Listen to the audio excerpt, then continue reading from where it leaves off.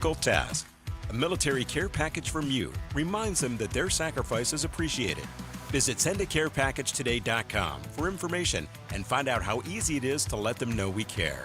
This from Olson Electric in Tempe, proud supporters of our military and veterans. We live in the land of the free, thanks to the brave.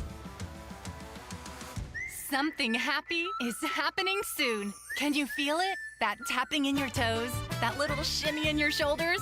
Well, that's because happy is in the air. It's the Disneyland Resort 70th celebration, and you're all invited. And let me tell you, this celebration, with its show-stopping parades, dazzling decor, nighttime fireworks shows, and so much more, all happening across the Disneyland Resort, well, it will have everyone moving. They'll be moving to the beat of happy. Mickey Mouse and Minnie Mouse will be grooving. Donald Duck will be shaking his tail feathers, and Goofy, well, he's gonna be goofy. So come on, tap those toes, shimmy those shoulders, and get excited for the Disneyland Resort 70th celebration, coming soon to the happiest place on Earth. Dance on over to disneyland.com/70 to learn more. Only 50% of Arizonans believe their health insurance will cover them in a major medical emergency, like a car accident or an unexpected life-changing diagnosis. Blue Cross Blue Shield of Arizona aims to change that perception. AZ Blue often takes care of more than 99% of hospital charges in major emergencies, protecting you and your family from devastating financial consequences. To learn more about how AZ Blue protects its members, head to azblue.com/true story. At A1 Garage Door Service, we wouldn't be here without you. Hi, I'm Tommy Mello. During Customer Appreciation Month, we're giving back with special offers that you do not want to miss. Whether you're a loyal customer or trying us out for the first time, if you've never experienced A1, now's the perfect time to see why so many families trust A1. To all of our past, present, and future customers, thank you. A1Garage.com, A1 from day one. When you're injured on the job, you need more than just a workers' comp lawyer. When you need a fighter, you need us. Morgan & Morgan, America's largest injury law firm, for the people. Visit forthepeople.com for an office near you. AM 1060 KDUS Tempe Phoenix and KSLX HD2 Scottsdale Phoenix.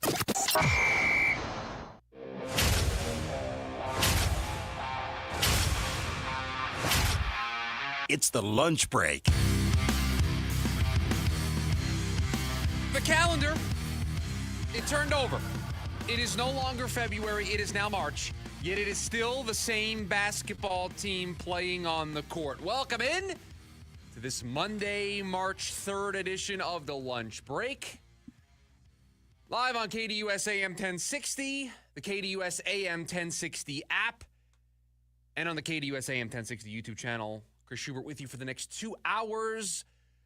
Yes, we have to do it. I'm contractually obligated to do it. We have to talk about the basketball team today here on the program. I know we ended their season on Friday. They are still going to play games. There are still storylines for us to discuss.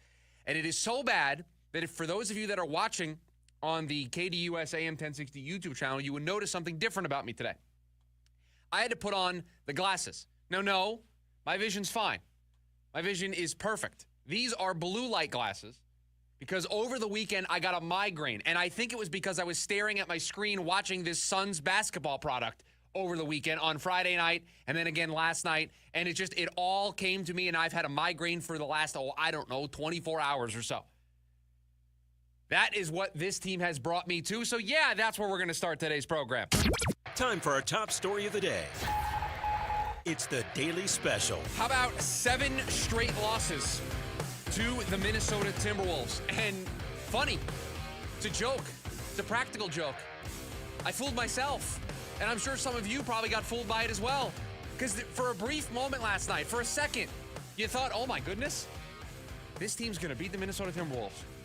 They got off to a fantastic start, coming off with a win against New Orleans. And you're thinking, maybe they're going to do a small little run here. Try to convince us. They're going to let us down in the end, but for just a brief moment, maybe, just maybe, they've got a small little run in them. 3 or 4 games in a row for us to reconsider everything. A 21-9 start against a team like Minnesota had us all thinking that this team was ready for something. But just like we have seen with this team over and over again, it's why the opening of the show was a new month, but the same old Suns. They allow teams right back into it game after game, night after night, moment after moment. It doesn't matter how well they start. It doesn't matter how poorly they start. It doesn't matter if they have a good third quarter or if they don't have a good third quarter. You know this team is just going to give games away. And that is exactly what they did last night. Considering the opponent, it's one of the best starts to a game we've seen from them in a pretty long time, right? The Memphis game, a close second there. Maybe you want to say that game was a better start considering Memphis is a lot better than Minnesota this year. Fair enough. But overall, we haven't seen a lot of these recently. These fast starts, high energy starts, get out to an early lead, put pressure on the opposition. We hadn't seen that against good opponents recently. And they did it last night, 21-9.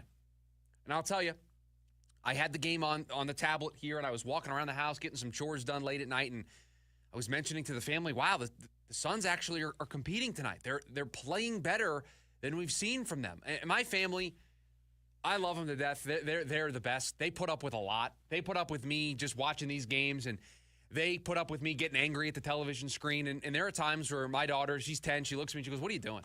Why are you watching this? And it's my job. It's how we pay the bills around here.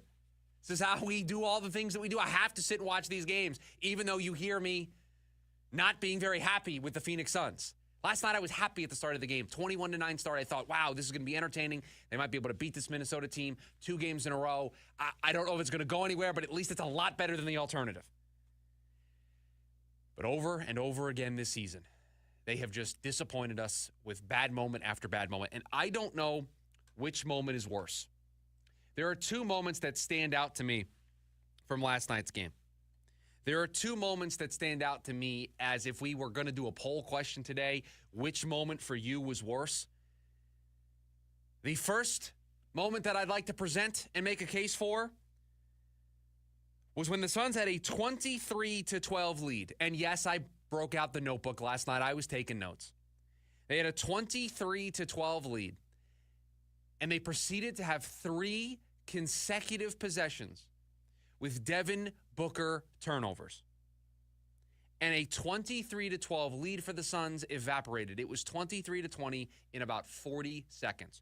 3 straight turnovers by Devin Booker in the first quarter that evaporated everything about their good start. It was all gone. Good defense, activity on the glass, rebounding the basketball, getting out in transition, the shot making early. All of it was great. And it immediately got cast aside because I found myself at the end of the first quarter going, why is this lead so small? How could they have played as well as they did in the first quarter, and yet this game is close? It is moments like that, 40 seconds where you have 3 turnovers on 3 consecutive possessions. Don't worry, we'll get to the turnovers overall here in a second. So that's moment number 1. That's portion of the game number 1 that I would present as the worst moment of the game. Or it might have been this. First quarter. His first game back in over a month. Reed whips it cross court. One more. Alexander Walker. And a great offensive rebound by Randall. Wonderful hustle by Randall. I tell you what, a welcome sign for the Timberwolves to have Julius Randle back in the lineup, not only because of his scoring and playmaking, but effort plays. Oh, what a dime drop inside. And Randall with the punch. Alexander Walker now. McDaniels with the jelly at the rim. I was about to say, that is the good old-fashioned finger roll. Jaden McDaniels, look at the Timberwolves. This is the group that we saw a year ago that was extremely connected. Or was that a missed 3, hustle play by Randall to get an offensive rebound, reset the play, slams it down, Ryan Dunn turnover on the inbound pass, Jaden McDaniels, easy layup at the rim, and he wanted to throw that thing down last night. He wanted to break the rim. Ended up having to settle for the finger roll. Or was it that moment when you knew that the game was over in the fourth quarter? I don't know. Maybe it was the 22 turnovers that led to 40 points for the Minnesota Timberwolves. Maybe it was that. A complete just eruption, collapse from the Phoenix Suns. All of the things all of the things that we've seen from this team over and over and over again just keep showing up. It's like a bingo card. It's the free space. Turnovers are a free space. The team having 15 to 20 turnovers is a free space on a Suns basketball bingo card. They had 22 last night. Truthfully, I don't know what the final number ended up as. I stopped counting after a while. They kept showing it on the graphic, and I kept looking away because of how disgusting it was to look at, the amount of turnovers that they had and the points that they were allowing off of those turnovers. I believe, I'm pulling it up now just to make sure we're factually accurate here on the show. I believe the turnover battle ended up 22 turnovers for the Suns compared to just 8 for the Timberwolves.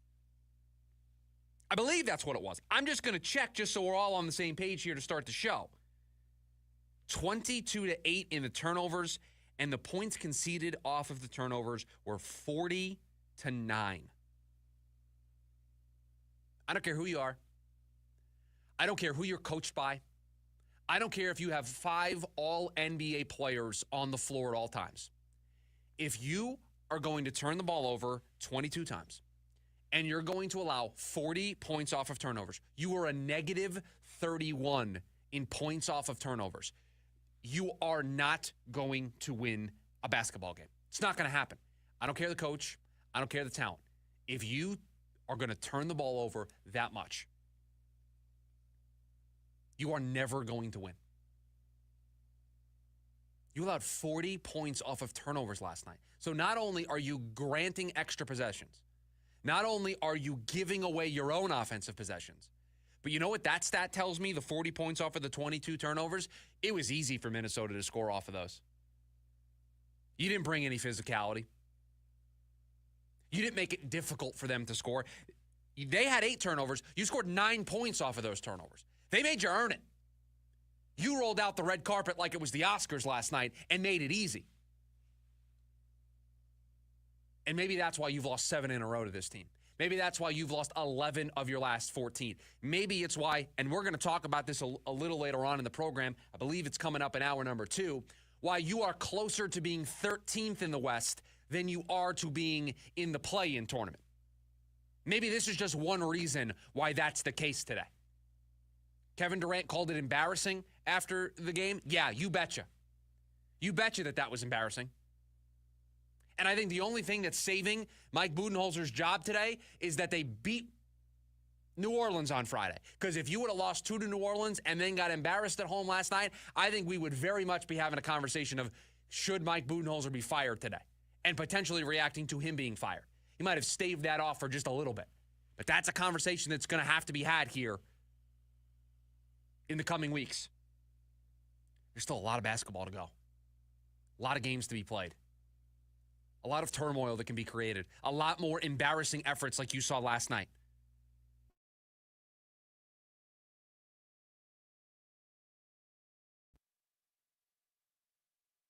And I gave you 2 examples in the game last night of where turnovers completely bit the Phoenix Suns. In the first quarter, it was 3 consecutive turnovers from Devin Booker that directly led to a small little 8-0 Minnesota run that brought it from 23 to 12. You had an 11-point lead. You were cruising. You were playing with high energy. Your defensive effort was there. You were shot making, ball movement on the offensive side was great. And just like that, you were now in a dogfight. You were now in a battle with the Minnesota Timberwolves. And just like you've done almost every single time this season, when it got tough, you folded. When it got tough, you laid down and said no more. You didn't want to fight. You didn't want to battle. You didn't have anything in you. And once again, you had an embarrassing effort coming out of the second half, and you got outscored by 13 in the third quarter, which set up for that disastrous cut that we played from ESPN last night. I thought the broadcast was great, by the way, last night on ESPN. It's the only thing that was entertaining about a product that was pretty boring from the Phoenix Suns last night. Embarrassing. I'll use Kevin Durant's word. Embarrassing last night. So a new month, but it's the same old team, and there's still a lot of basketball left to play, and that should scare all of us. Because I don't know if this is going to be the most embarrassing thing that happens the rest of the way. That might just be the opening act. Your phone call is always welcome, 480-864-1060. We got a tweet last week about ways to interact with the show, and there's some calls for a text line. We may be working on that behind the scenes, but in the meantime, you want to hop into the program, you got two ways to do it. 480-864-1060, your way to hop on the phone lines, or you can join us on the KDUS AM 1060 YouTube channel as well. Get your thoughts in there, in the live chat over there. We've got announcement to make here at the start of the next segment, something that we've been working on behind the scenes, so I'm excited to make that announcement the start of the next segment. But when we come back, the Diamondbacks, it looks like they avoided a major scare. We'll talk about the latest from spring training for the Arizona Diamondbacks and that announcement that I've been talking about. We'll do that next here on the lunch break. KDUS AM 1060. The absolute best interviews and guests. Tune into the Dan Patrick Show live weekdays from 7 to 10 a.m. on KDUS AM 1060. Pierce the Veil. I Can't Hear You World Tour 2025. Pierce the Veil, live in concert in Phoenix. With Sleeping with Sirens and Beach Weather. Live at Talking Stick Resort Amphitheater, June 15th. Get tickets now at livenation.com. Part of the America First Credit Union Concert Series. Hey basketball fans, Tom Chambers here reminding you that just like in a game, you need a solid defense for your home. And that starts with a reliable roof from Right Way Roofing. Hey Lori, as owner of Right Way Roofing, what sets you apart from the competition? Our team tackles any roofing challenge from shingles to tile to foam roofing. We'll make sure your roof wins against the toughest opponents, rain, wind, and even those scorching summer days. Make Right Way Roofing your MVP. We're Right Way Roofing and we do it right. We'll always keep you watertight. If you don't have gas in your home, but something doesn't smell good. Ew, what's that smell? If it smells like rotten eggs, there could be a leak in your neighborhood. Now what do I do? If you suspect a leak, move fast, call 911 and Southwest Gas. From a safe location. But I don't have natural gas in my home. Gas lines are buried all around, so even if you don't have gas. I know, call 911 and Southwest Gas. At the Phoenix Zoo, we are the home of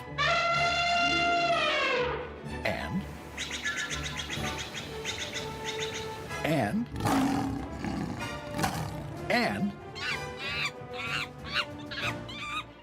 which also makes us the home of Phoenix Zoo. That zoo we are. For tickets, hours, and much more, visit phoenixzoo.org. Jim Rome with your Rome Report. USA v. Canada. In the Four Nations Face-Off Championship game, an incredible win for the Canadians, a heartbreaking loss for the Americans, and an enormous win for hockey overall, especially here in the States. That game absolutely delivered, and so did the tournament. Even if the powers that be had no idea that it would be so incredible. I mean, how could they? How could anybody have seen that coming? But maybe we should have, because hockey is just different. And the athletes that play that sport are just different. And that's what you get when a collection of athletes come together and they actually care. Granted, the built-in rivalry does help. I'll acknowledge that. But find me another sport where players will leave their teams mid-season, risk injury, and lay it all on the line for an exhibition. You can't. It doesn't exist. No other sport can replicate what we saw last night, because you'll never find a group of athletes that care that much, who will play for something so much bigger than themselves. And hopefully we get to run it all back in a year's time in the Winter Olympics. I'm Jim Rome. O'Reilly. If you're a do-it-yourselfer, don't miss Power Torque Tools DIY days at O'Reilly Auto Parts. Right now, save $20 on a Power Torque 248-piece mechanics tool set. O Rewards members get a $5 reward. Power Torque professional hand tools come with a lifetime guarantee. Visit your O'Reilly Auto Parts store or O'ReillyAuto.com. O'Reilly Auto Parts. Huge news. Right now at Wendy's, you can get a Son of Baconator for just $3. I don't think you understand this situation. The Son of Baconator is only $3 for a limited time. You know, smoked bacon, rich melted cheese. That Son of Baconator is only $3. Thank you to whoever wished upon that star. For bacon that just won't quit, gotta be Wendy's. U.S. price and participation may vary. Prices may be higher in Alaska and Hawaii, not valid on a combo or in third-party delivery platforms. James Out West brings NFL, NBA, MLB, and local sports talk to you Monday night starting at 7 on KDUS AM 1060 and the KDUS 1060 app.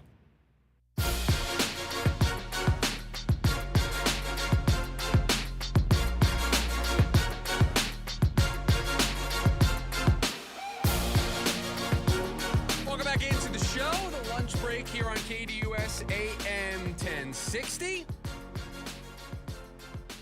Appreciate you being here.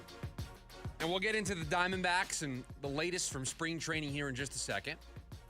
But I teased in the last segment, a bit of an announcement here for KDUS AM 1060, and I am happy to announce that, this is the home for ASU baseball. This is the home for ASU women's basketball. This is the home for NAU men's football. This is the home for NAU men's basketball. We have a lot of live sports here on the station. Well, we are expanding that portfolio because I am happy to announce, we've been working on this for a couple weeks now, that soccer fans, this is now going to be your place to listen to all 17 home Phoenix Rising games. And that will start this Saturday with their home opener at 7 o'clock. You can listen to that here on KDUS AM 1060. We've also got some conference tournament action going on this week with ASU women's basketball and NAU men's basketball. So if it is not here on 1060 because of the way the tournaments play out, you will be able to hear the Phoenix Rising on 1440 AM. But they are now here on KDUS AM 1060. And if you're interested, you want to go to the game Saturday, March 8th, 7 p.m. Tickets just start at $15. You can just go to phxrisingfc.com.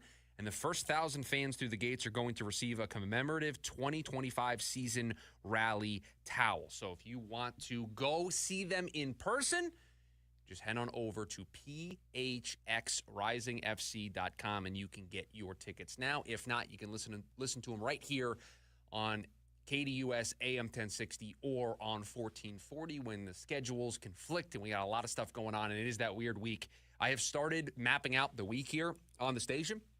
And there's a lot. ASU women's basketball will play this Wednesday, their opening round of the Big 12 tournament. They win, they keep playing. So could play on Thursday, could play on Friday, could play through the weekend. NAU looks like they're going to play on Saturday night around the same time the Rising play. At least that's what it looks like right now. And then if they continue to win, then they keep playing. And so a lot happening this week. It is March.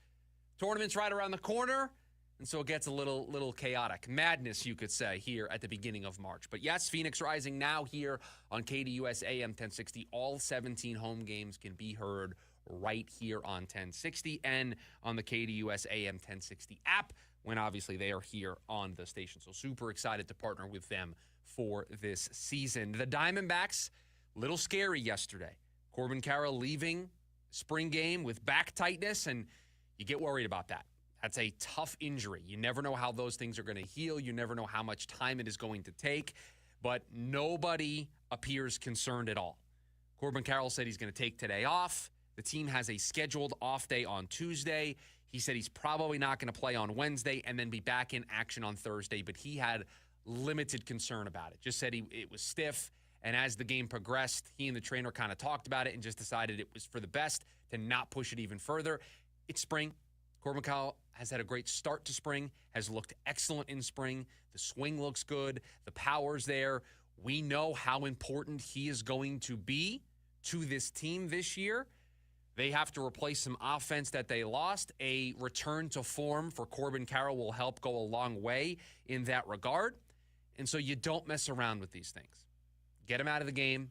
Get him some treatment. Give him some time off. Hopefully Thursday he's back in the lineup and this is just a small blip on the radar. You don't want him to push through this and then this turn into something where he's missing weeks, starts the year on the IL, and it becomes a problem. Torey Lovello said it was his concern. He used the term minimal concern about Corbin Carroll and this back injury. They are just playing it incredibly careful, incredibly safe, incredibly cautious. I got no problem with that. Zero issue with playing it on the safe side, especially at this point of spring. You've got the entire month before the season begins. Take the time off here and then get back to action on Thursday. So the plan looks like he's not going to do anything today. They have an off day tomorrow, so he's going to get 2 days off. He's going to swing on Wednesday, probably won't play on Wednesday. This is what he says, and then should probably be back in the lineup for the team on Thursday. Some other odds and ends from D-backs spring training. Eduardo Rodriguez made his spring debut over the weekend, 2 scoreless innings. So now everybody that is competing to be a part of the rotation in 2025 has taken at least one turn through the rotation. Some have taken 2 turns through. That includes Zach Allen. He made his second spring start over the weekend, and that velocity was up. So remember when we talked about the velocity concerns that some may have had after that first spring start, and I said, let's see this over the course of a couple of starts. Let's see if this is a trend or if it is a slow ramp up. Looks like it is very much a slow ramp up. Looks like it is very much, he's okay. We saw this last spring. This is kind of what he does. He knows his body better than we do. He knows what he has to do to get himself into shape to start the year, to be able to make 30-plus starts for this team. Let's see if it becomes a concern. It becomes something to file away. It becomes something that you worry about for the health of him during the season if it happens over a bunch of starts. So the slow velocity in one start, blip on the radar. If it continues into a second start, into a third start, that's when the concern starts to grow. No reason for concern. He looked great there in that last spring start that he had. I'm ready to make a proclamation. And that means we got to break out the book. It means we got to write these things down. I am ready to say that Justin Martinez should be the closer of this baseball team. He hit 103.5 in his last outing. His stuff plus, which is just a metric to grade out the pitches, all above average for Justin Martinez. I have said this from the get-go. My closer, my guy that during the regular season is going to be asked to get 3 or 4 outs, be my ninth inning guy, slam the door shut, but come to the postseason, I might use him in the 6th. I might use him in the 7th. I might ask him to get 6 outs in the 8th and 9th innings. My high leverage situations, that's the guy that I'm going to turn to, first guy out of the pen in a close spot. I have been on record saying that I want that guy to be Justin Martinez because I believe his stuff plays best for those roles. The guy you want in that role is the guy that can step on the mound, look at the opposing hitter, and know, I have the stuff you can't touch. I can throw it 103 miles an hour by you. I have the nastiness of a splitter that you're going to swing and miss at. I've got a sinker that you're not going to be able to catch up to. I've got the pitch makeup that you step into the box and you're a little concerned about what I'm going to throw. And I have the confidence that I know that I can blow my stuff by you. I'm going to be able to keep you off balance. That's not to say that A.J. Puck couldn't get those outs. He can. He's going to play a very crucial role in this bullpen. But I don't think his stuff compares to Justin Martinez. Kevin Ginkel, I don't think his stuff compares to Justin Martinez. The question with Justin is he ready for it? He's young. Is the command there consistently enough? Those are fair questions. It's fair to wonder if a guy his age is ready for this. But he's been in the big leagues for a season plus now. I think he's ready. He showed the stuff is there. And I'm always going to lean on the side of going with the guy who I think has the best pure stuff. Because guess what? In the postseason, when it comes to potentially facing the Dodgers in a do-or-die, win-or-go-home scenario, you may need to bring in a reliever with guys at first and second and 1 out, and you can't afford stuff on the ground to advance the runners. You need that strikeout stuff to keep those runners at first and second, to not allow them to move up 90 feet. And to me, in those spots, I need a guy whose stuff I think can be blown by the opposition. And that sinker-splitter combo that Justin Martinez has is elite closer stuff. It is the material of a closer that can get those outs in that spot and can just blow it by people, get that swing and miss, and not allow the opposing team to move those runners up in a big spot in the postseason. And to me, this is Justin Martinez's job to lose, and so far, he's doing the complete opposite. I think he's taking hold of this job. So just a little bit of an update there, some spring training odds and ends for this team. Sigh of relief for Corbin Carroll. Everybody's making their debut in the rotation. One go around here so far, so everybody now is going to make their second turn through. We can learn some information from there, and Justin Martinez is the closer of this team, at least in my opinion. We'll wait to see what Torey Lovullo's ultimate decision is, but to me, it is Justin Martinez, the guy that should be closing things for this team come opening day. 480-864-1060, the phone number for you to hop in at any point today here on the program. But coming up on the other side of the break, he could be the odd man out. Could he be the perfect fit for the Arizona Cardinals? That's next on the lunch break. KDUS AM 1060. The Dan Patrick Show improves your mornings. The DP Show airs from 7 to 10 a.m., adjusting to that time change. Okay. Get your radios locked 7 a.m. on KDUS AM 1060. Deftones. North American Tour 2025. Live in Phoenix. Footprint Center, March 9th. With special guests, the Mars Volta and Fleshwater. Get tickets now at livenation.com. Presented by the Big Red Radio. Get ready for a night of classic rock and roll on March 28th at Wekopa Casino Resort. Legendary rock band Foghat will take the stage to deliver hits that have stood the test of time. Doors open at 7 p.m. Show begins at 8 p.m. Tickets on sale now at the gift shop or WekopaCasinoResort.com. We have the best of it all. Wekopa Casino Resort, the all-new Fort McDowell Casino. Must be 21 and older. Management reserves all rights. Event is subject to change or cancellation. American Family Insurance is a lot like Captain America. He protects the world. It's just doing my job. And we help protect your dreams with amazing auto and home coverage. American Family Insurance. Get a quote and find an agent at amfam.com. And see Marvel Studios' Captain America: Brave New World. Suit up. We need to move. Only in theaters. Rated PG-13.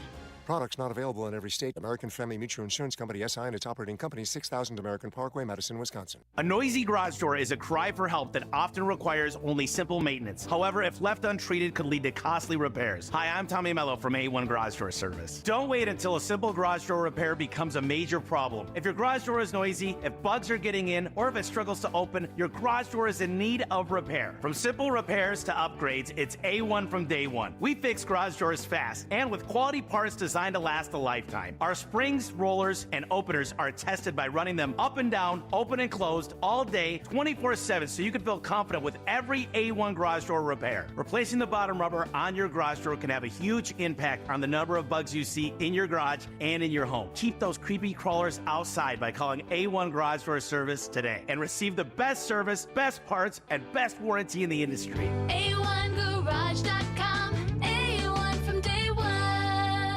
Call today and take advantage of our $29.95 tune-up special. I'm John Morgan of Morgan & Morgan. Why should you hire America's largest injury law firm for your case? There's lots of reasons. Just like there's a reason millions of people called us last year in their time of need. When it comes to fighting for justice and compensation, millions of people across the country trust us to go to battle for them. We became the largest injury law firm in the world for a reason. There's only one Morgan & Morgan, forthepeople.com. Injured? Dial pound law or visit forthepeople.com for an office near you.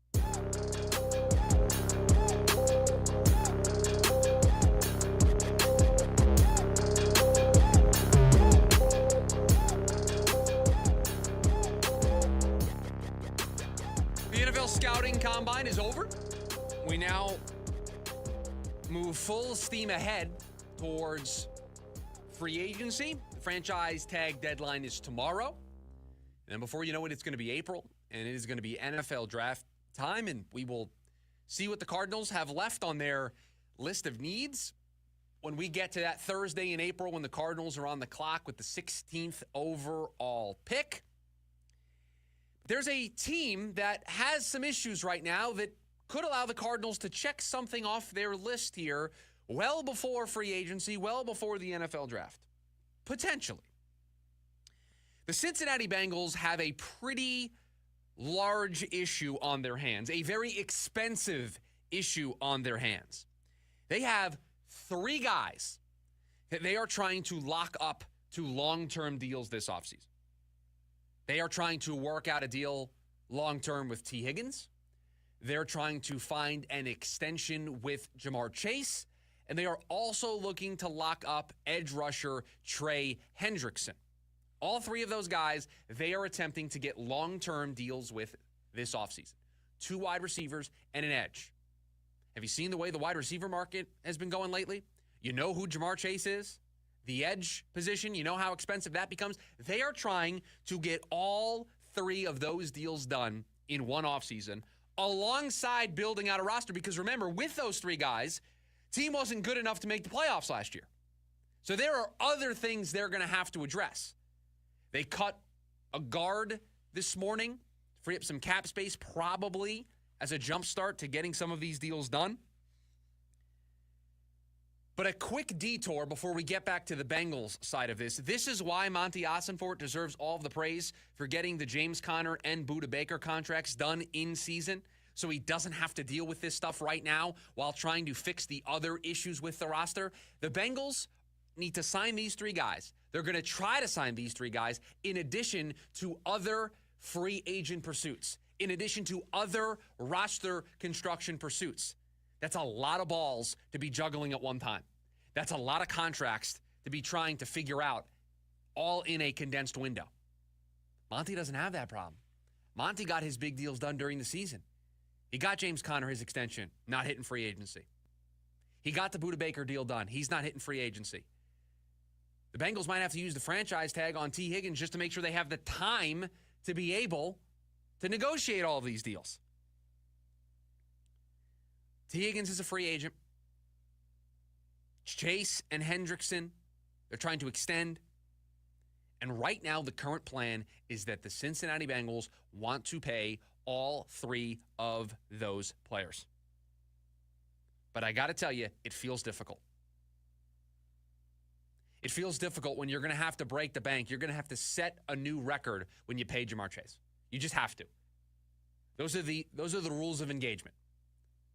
You are negotiating with the best wide receiver in football. Maybe you want to argue somebody else. Okay. But he's Jamar Chase. There's no arguing the talent. He is going to reset the wide receiver market. He just is. So you're going to have to just allocate more money than you probably want to sign him. You also have another wide receiver that's hitting the market at the same time. And while you're not going to pay him as much as you are Jamar Chase, you're going to have to pay pretty close. And then you're going to have to pay Trey Hendrickson. You're going to have to pay an edge rusher.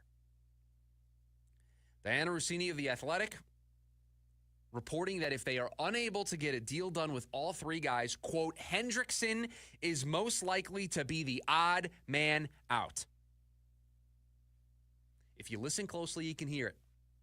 You can hear the door opening, and you can hear Monty Ossenfort and the Arizona Cardinals walking through that door, because one team's odd man out could be another team's superstar pass rusher. Oh, Cincinnati, you've got too many guys to pay? Hendrickson's going to be the odd man out? Oh, what a shame.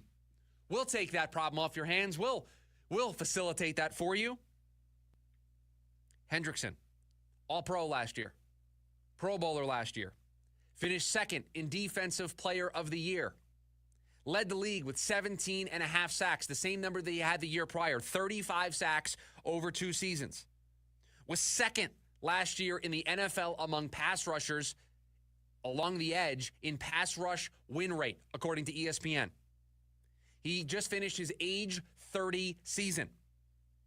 Remember, he requested a trade last summer.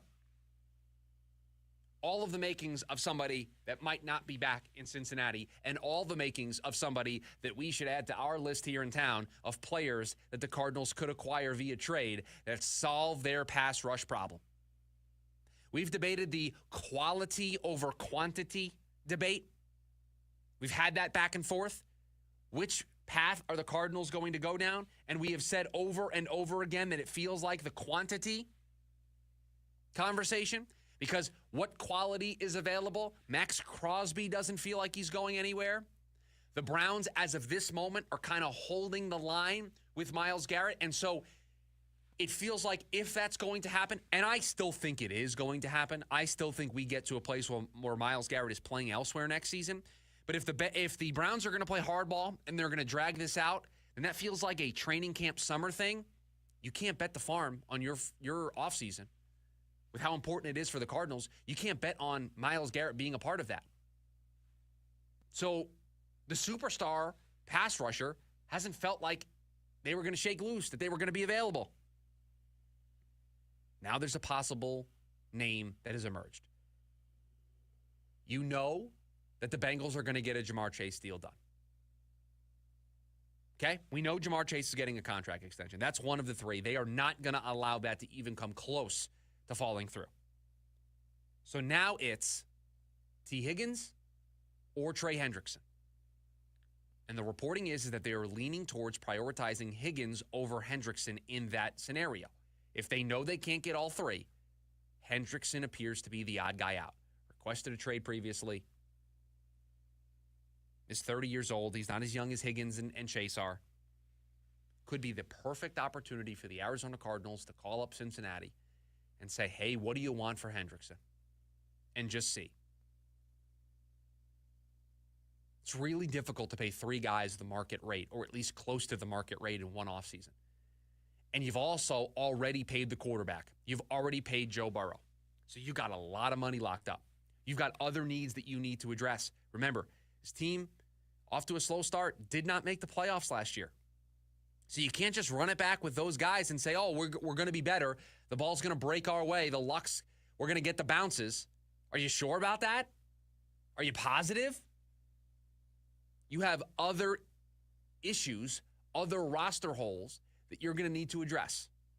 And so you may enter the offseason, you may enter free agency thinking that you're going to get all three of these guys and you're going to bring them all back. It's much more harder when you run the math, when you do the numbers, and you see what these guys are actually asking for with these extensions. Chase, I have no doubt in my mind that deal is going to get done. It's almost a guarantee. All we really care about is what the number looks like and how much he reset the market by. But that deal's getting done. That's priority number one. And then it's the other two. And if push comes to shove, the Bengals appear to be more interested in getting Higgins done over Hendrickson. Then Monty Ossenfort needs to be on the phone. He's 30 years old. You're going to get his age 31 season. That guy's still in his prime, showing no signs of falling off. Back-to-back years of 17 and a half sacks. Believe it's like 4 or 5 of his last 6 seasons or 4 of his last 5 seasons, double-digit sacks. And the year that he didn't get to double-digit sacks, I think it was only like 8 or 9 sacks, and he was limited in the amount of games that he played. This would be one of the major targets that I would go out and prioritize. Again, if he becomes available. And I'm just speculating here. I'm guessing. I'm reading tea leaves. But do you think it's likely that the Bengals land all three of those deals? Just honestly, think about it. The money that those positions command. Doing 3 of those deals in one offseason? Can you remember a team that did that and paid out those big bucks? I can't. So somebody's going to probably not get an extension. All signs point to that being Hendrickson, and all signs point to them opening the phone lines for a trade. Then Monty should be on the phone. And you don't have to wait till the summer, like with Myles Garrett. I think the Bengals are going to want to prioritize getting all these contract situations sorted out one way or another well before we get to the draft in April. They're going to want to have all 3 of those deals done. So, like we said, the Cardinals need to have a pretty good idea of what their pass rush group looks like when it gets to draft night. We have been long on this. We have said this for a really long time.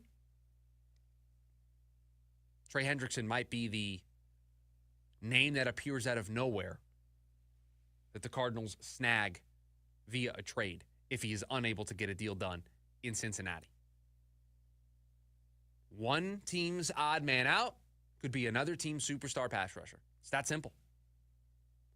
And so we got to be patient. We'll know a little bit about how things are going in Cincinnati. The franchise tag deadline, I believe, is tomorrow. And so all signs have pointed towards them using that on T. Higgins while they negotiate a deal. They haven't officially done it yet. Maybe they're trying to get a deal done way ahead of time so that they don't have to use the tag. But we'll see. But a 30-year-old going to be 31. You're going to get his age 31 season. Still has a lot left in the tank. Finished second in Defensive Player of the Year last year. Was the second best edge when it came to pass rush win rate, which is more indicative of the pressure and havoc you can cause more so than sacks. The only guy that was better than him last year was Danielle Hunter. It's a good group to have. In front of Myles Garrett, in front of Micah Parsons, in front of all of those guys at the edge spot. That's where Trey Hendrickson was last season in terms of pass rush win rate. You want to talk about a difference maker for this Cardinals defense, Hendrickson would be that guy. Coming up next, we wrap up hour number 1 of the lunch break. Last night was another reminder. The Suns don't just need to make some changes when it comes to players this summer. That's next in the lunch break, KDUS AM 1060. The NAIA, JUCO, small college, high school sports, and you. Listen to Vince and Friends with the Varsity Sports Show here on KDUS AM 1060, Saturday mornings at 9 a.m. Breaking news, and this one is almost unbelievable. Yeah, it's all about new customers at Bet365 because they get $150 in bonus bets when they bet $5, win or lose. And even better, bonus bets can be used on the spread, totals, and player props. There you have it. Bet $5 to get $150 in bonus bets, win or lose. And see why. It's never ordinary at Bet365. 21 plus only. Must be physically located in Arizona. Gambling problem? Call 1-800-NEXT-STEP or text NEXT STEP to 53342. T&Cs apply. Lincoln Park. From Zero World Tour 2025. You ready?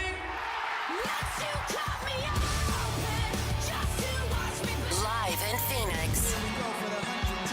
Footprint Center, Saturday, September 6th, with special guest Gene Dawson. Get tickets now at livenation.com. For more, visit lincolnpark.com. When we say jumbo, we mean jumbo shrimp. Del Taco's Jumbo Shrimp Tacos are packing serious flavor. Crispy jumbo shrimp wrapped in a warm flour tortilla with crunchy cabbage, zesty pico de gallo, and our savory secret sauce. Get 2 jumbo shrimp tacos stuffed with big shrimp energy for just $6. That's right, get 2 jumbo shrimp tacos for just $6, only at Del Taco. But hurry, this offer's here for a limited time. Price and participation may vary. Play Monopoly Scratchers from the Arizona Lottery and bring the game to life. Pass go and collect up to $500,000. Follow the signs and take a chance to win real money and multiply your prize up to 100 times. Imagine your next big adventure with Monopoly Multiplier Scratchers from the Arizona Lottery. Monopoly is a trademark of Hasbro. Listener rewards for you with the KDUS 1060 app. Download today to hear all of the national and local shows you love. That's the KDUS 1060 app.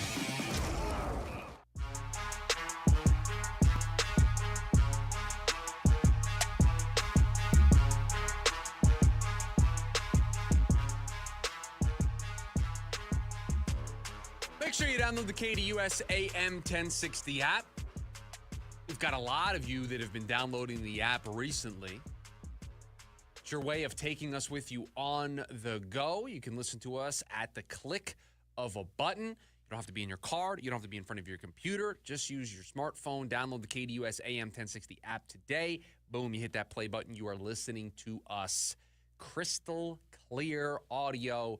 It is super easy. We've got a lot of cool stuff planned for the app here for the rest of the year that we've been working on behind the scenes that I'm hopeful to roll out and show you guys over the next couple of months. But make sure you get in ahead of time. Download the KDUS AM 1060 app. Register. Be logged in while you're listening. You'll have chances to win prizes. All of that via the KDUS AM 1060 app.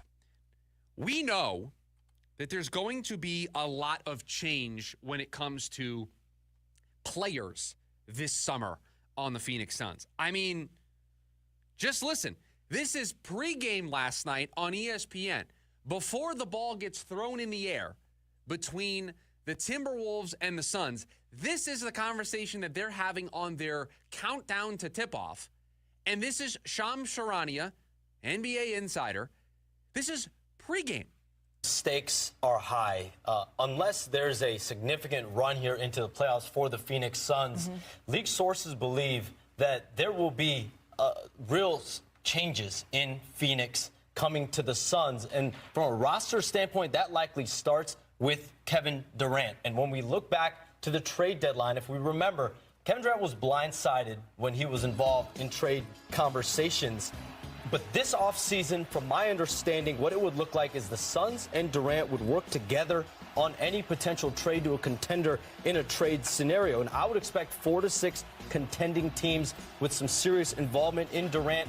He's still playing at a really high level. He is extension eligible in the offseason, too. And as we know, with the Jimmy Butler situation, the extension plays a big factor. But everything with Durant hangs in the balance of not only the Suns and how they compete in the playoffs or not compete in the playoffs, but other teams, which teams get eliminated early, what teams could come about. A lot will come clear with Kevin Durant when we figure out what shapes up in the playoffs. Well, we know where they're going right now when it comes to the playoffs.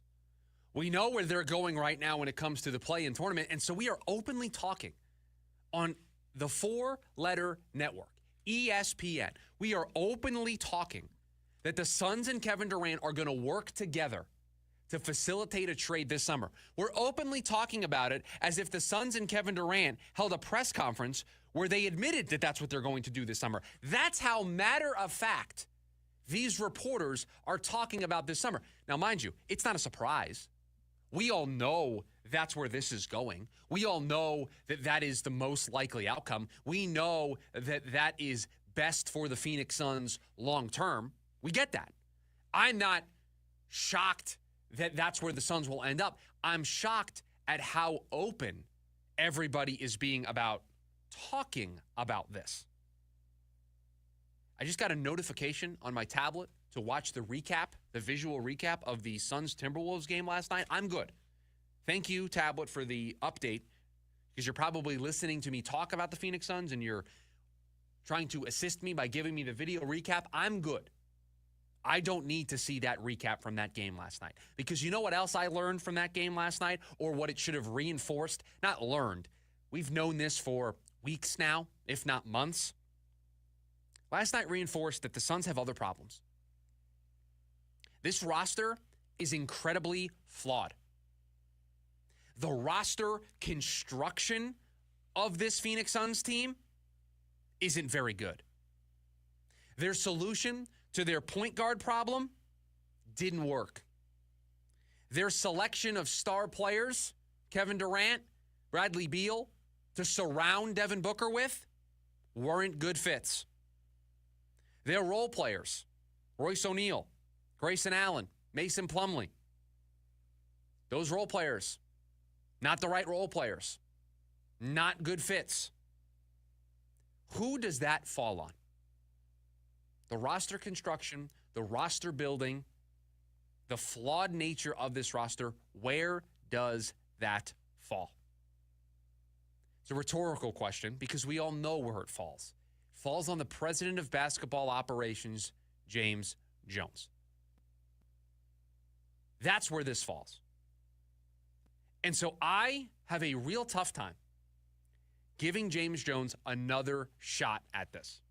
I have a real tough time giving him a do-over, giving him a mulligan, and allowing him to shape yet another iteration of the Phoenix Suns.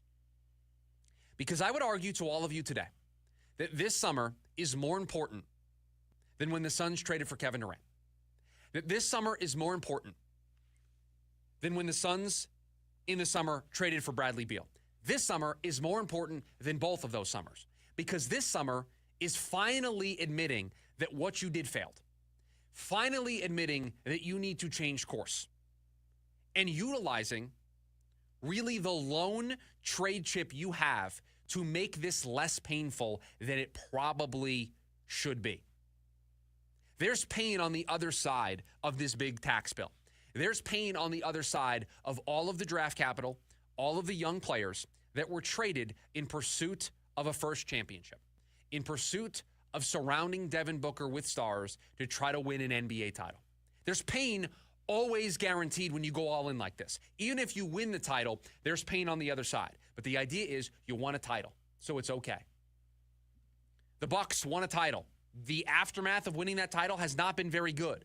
But you know what? They won a championship, so you kind of accept it. We all knew when they traded what they did for Kevin Durant, and when they traded for Bradley Beal and the no-trade clause and that contract, we all knew the bargain, the deal that we were signing up for. And that deal was, if they win a championship, it'll all be okay. But if they don't, it's going to be painful. There's pain regardless.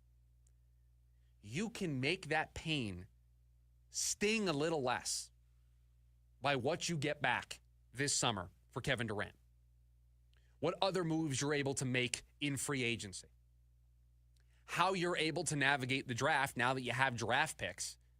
You're going to be picking probably 29 or 30 right now, because you're going to get the Cavs pick, but you're still going to be picking. You're still going to be able to add a young player to this roster, along with the young players and draft picks that you get back in the Kevin Durant deal. If you want this to sting a little less, if you want this to maybe turn around quicker than it probably should take 5 years. Probably should take 5 or 6 years to fully turn this thing around. But if you get the Kevin Durant trade right, you free yourself of the money, you get the right contracts, the right players, the right draft assets back, you might be able to do this in 3. You might be able to lessen the pain a little bit. But you got to get the trade right. You've got to draft well. Because if you draft well, now you have Ryan Dunn. You have Oso as young players that you've drafted and developed. You add to that with what you do in this year's draft. Now you start to build a nice little young core. Maybe not of superstars. Maybe not of players that are going to be major contributors. But can you have really solid role players? Can you have young players that are going to bring a renewed energy and might be fun to watch? It might be enjoyable basketball. Even if you're losing, it might be more fun than the current product. This summer for the Phoenix Suns is a fork in the road. And they have to get it right. If they don't, it's going to take 5 or 6, if not longer, years to get this right, to get this back on track. And so I have some big reservations about allowing the guy that oversaw this mess in the first place another chance at it. James Jones was here when this team went to the finals. He was here when this version of the roster was put together. And I'm not sure he should get a third swing at this. I'm not sure he should get a third run at building a winner here in Phoenix. I think it's time for a new vision. I think it's time for a fresh vision. I think it's time for a new set of eyes that might be able to speak to Matt Ishbia in a way to say, listen, I get it. You want to win a championship? This is the way we have to go about this right now. I have a lot of projects here at the office outside of this show, including this show, putting this show together. Sometimes it's nice when fresh eyes look at the show rundown. Sometimes it's nice when fresh eyes look at a project that I'm working on, a logo design for something we want to do with the app. Sometimes it's nice when you have fresh eyes because they present something you weren't thinking about. It's time for the Suns to have fresh eyes. It is the perfect time for the Suns to have fresh eyes look at this situation and make some decisions that might be better than the decisions they've been making over the last couple of years. Because I watched that team last night turn the ball over 22 times, allow 40 points off of turnovers. They didn't get the right players. They didn't get the right fit. Tyus Jones was a good basketball player. Mason Plumlee was a nice center. Grayson Allen, Royce O'Neal, nice 3-point shooting role players for you. None of them have fit and worked consistently enough for this team to be relevant right now. Who does that fall on? It's not just about the talent of the player. It's about their fit with the team. The fit, culture, those pieces come together in a front office. Those pieces come together with meetings of, what do we know about this guy? Do we think he would be a good fit? And then pursuing those players. Well, guess what? The Suns did not pursue the right players. The Suns did not identify the players that they thought, the players they thought were going to be good fits ended up not being good fits. They pursued the wrong players. That's a front office thing. So I want fresh eyes when they have to pursue trade avenues this summer, when they have to pursue new players in the summer, when they have to draft young players in the summer. I want a fresh set of eyes on the project that is the Phoenix Suns. Hour number 1 of the program in the books. Hour number 2 right around the corner. 11 of their last 14. They're 5 games below 500. When will enough be enough? That's next, the lunch break. KDUS AM 1060.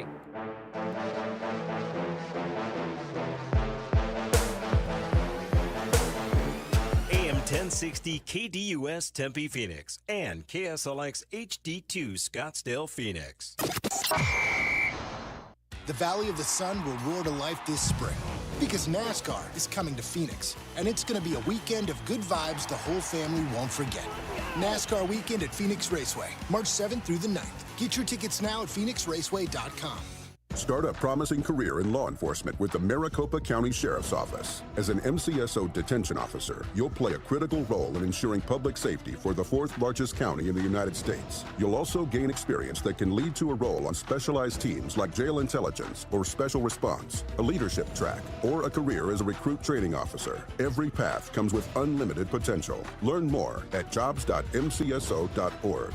Honor the law, serve the people. Sponsored by the Maricopa County Sheriff's Office. The legacy continues. Pantera.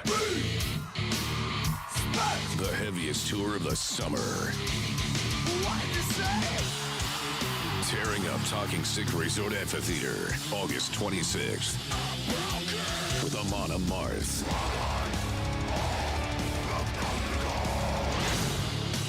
On sale now at LiveNation.com. Part of the America First Credit Union Concert Series. If you're tired of struggling to lose weight, Red Mountain Weight Loss has the solution. Discover the power of semaglutide and tirzepatide, the breakthrough GLP-1 medications that are transforming lives. You'll lose up to 15 pounds a month without feeling hungry or deprived. That's huge because it makes it easier for you to lose weight. And that's what we do. At Red Mountain, our doctors specialize in medical weight loss. We've helped people lose weight for over 30 years now, and we can help you too with quality GLP medications that cost less than half the price of Ozempic. Visit us in person, online, or skip the doctor visits altogether, and we'll ship the medication direct to your door. For a limited time, you can save $100 on any GLP-1 program and get our lowest prices of the year. Find your weight loss solution and lose up to 15 pounds by this time next month at Red Mountain Weight Loss. Go to redmountainweightloss.com. That's redmountainweightloss.com. Are you tired of seeing rust stains in your sinks? Call Culligan. Or scrubbing hard water scale buildup from your fixtures. Call Culligan. We can customize whole home solutions to address common water worries found in Phoenix. And now, for a limited time, you can get better water at every tap in your home for $0 down, no payments, and no interest for 6 months. Problem water is no problem for Culligan. Contact your local water expert today. Contaminants may not be in your water. Dealer participation may vary. See dealer for details. AM 1060 KDUS Tempe Phoenix and KSLX HD2 Scottsdale Phoenix.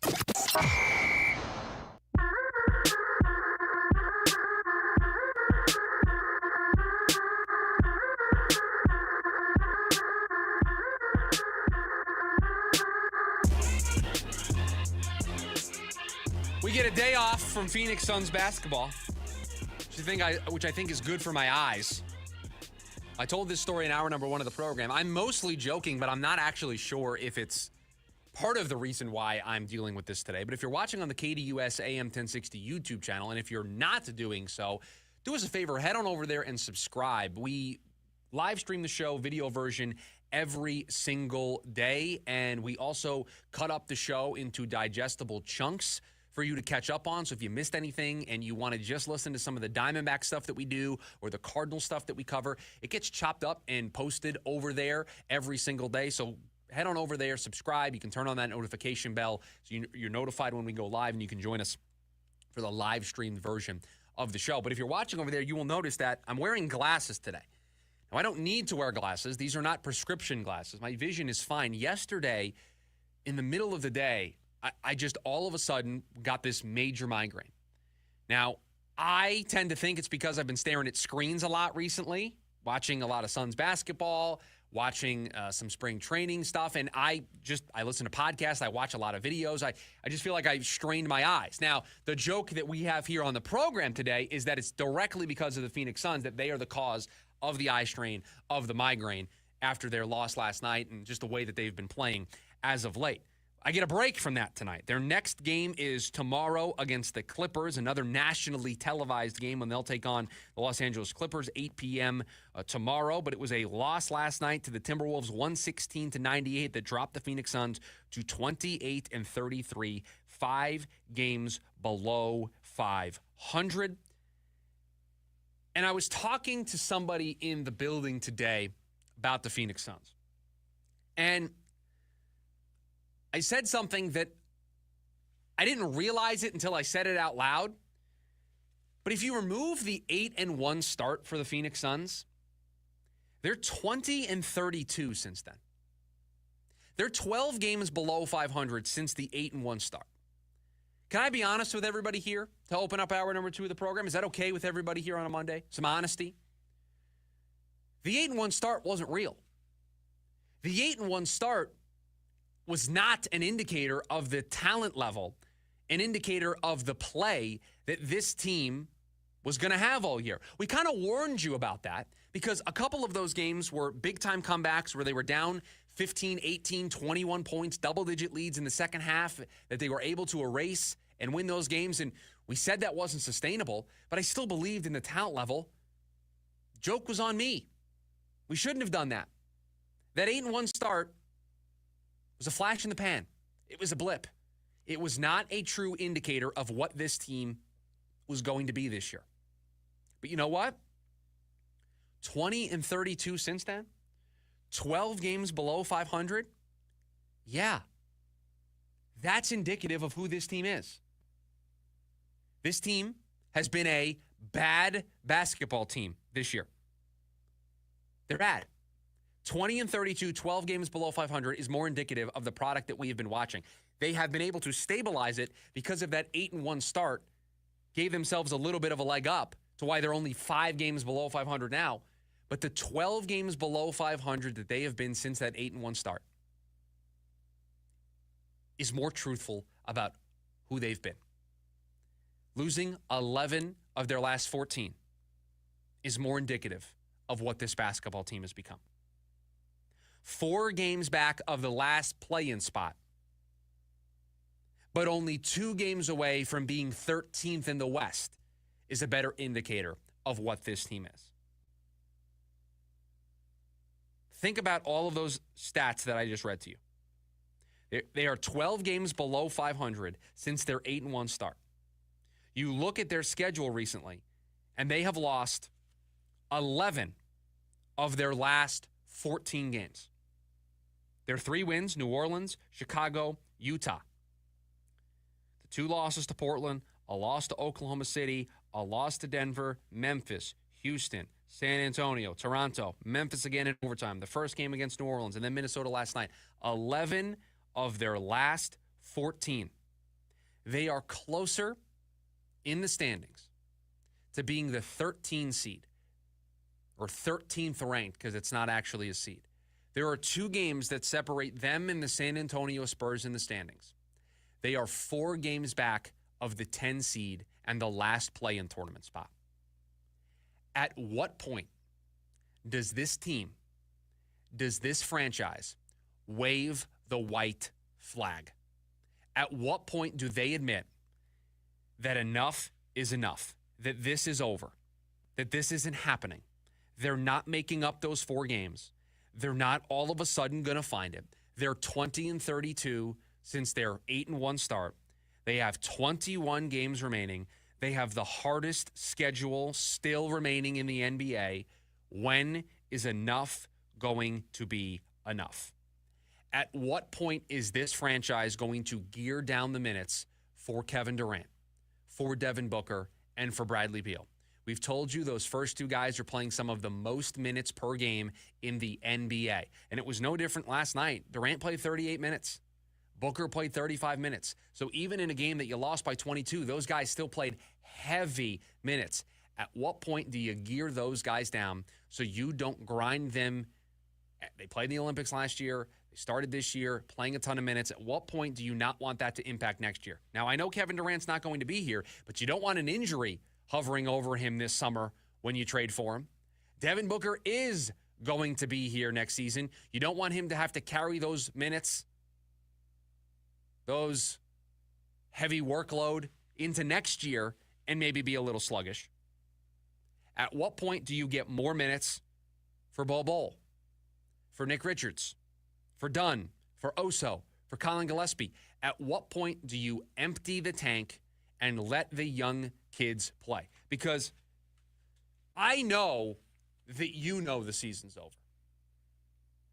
because I know the season's over. When will the Suns admit the season is over? When will the Suns get these guys some important minutes? The season's over. They're not making the playoffs. They have 21 games to go. Instead of those 21 games being embarrassment after embarrassment piling up, because remember, they're playing some good teams. How do you think it's going to look when they play Boston?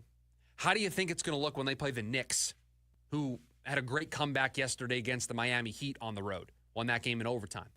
What's it going to look like when you play Cleveland again, Oklahoma City, Houston, all the good teams you used to have left on your schedule? How embarrassing is it going to be then? Are we just going to stack more embarrassments? What's a better use of these final 21 games for the Phoenix Suns? To let those embarrassments stack up in a attempt to try to keep this season afloat? Season's done. Or is a better use of those 21 games getting more time for Bol, getting more time for Richards, for Dunn, for Oso, for Gillespie? Let me see an extended run of Colin Gillespie running the point. Let me see an extended run of Ryan Dunn playing. Bol, Oso, Richards. 4 of those guys could start and play regular minutes. Gillespie, Dunn, Richards, Bol. You could play all 4 of those guys as starters and give them extended run, extended minutes. Why? Because those guys might be a part of your plans next year. Why wouldn't I use these 21 games since my season is over to evaluate those guys and get a jump start on this rebuild process? We talked about in the last segment making this less painful than it probably should be. Instead of it being 5 or 6 years, maybe it being 3. These 21 games, a quarter of the season, could help you in that regard, because it's 21 games where you can give heavy minutes to Ryan Dunn and see what he needs to work on and see where he's at as a player. And that valuable experience can carry over into next year, and his sophomore year, he can hit the ground running. Bol has been a huge part of this team recently. It's been a bright spot. Let's continue that over these final 21 games so I know if I've got a pretty decent role player that can come off the bench for me next season. Nick Richards, I got to solve my center spot. I want to give Nick Richards 21 games of uninterrupted minutes where he can be the starter, can play heavy minutes, and I can see what I have. I can evaluate what I have. Oso, another young center. Make this Richards and Oso. Sorry, Mason Plumlee, but you're sitting down. I am shutting you down. I'm letting the young guys play. Nick Richards might be my backup center. Oso might be my starter. Let's see that through over these final 21 games. That is a better use of the remainder of this season than trying to keep this together. It's going to be embarrassing. It's going to get toxic. The leaks, we saw some leaks last week. We're going to talk about that here coming up in the next segment. You think those are going to be the only leaks if things continue to go from bad to worse? Kevin Durant called an embarrassment last night. You think it's going to stop there if those embarrassments continue to pile up game after game? 21 basketball games is a lot of basketball. A lot of time for things to turn toxic. A lot of time for things to get worse. Instead, you can admit what you are. You can admit where this season is going, and you can turn these final 21 games into a benefit for your team long term, for a benefit down the road. That's what I want to see. Because even if you get blown out by Boston, but you're playing these guys, and I can see these guys, and they can learn from this, that's a better use of that time against Boston than rolling out Kevin Durant and Devin Booker and Bradley Beal and thinking that you can try to go on some magical run. You got to win games in order to go on a magical run. You've lost 11 of your last 14. The only run you have is going in the other direction. Enough is enough. Make these 21 games count. The previous, I'm going to do math. They've won 28. They've lost 33. So we'll take the 20 and the 33. That's 61 games that they've played. These previous 61 games have done nothing for your franchise. Nothing. Make the final 21 mean something. Make the final 21 matter and help you kickstart a summer that is very, very important. I want to see more Ryan Dunn. 11 minutes last night's not enough. I want to see more Oso. I want to see more Bol. I want to see more Nick Richards. I want to see more Colin Gillespie. I want to see you completely empty the tank over these final 21 games and learn something. Give yourself a head start for a very important summer. Do the right thing for your franchise's long-term health.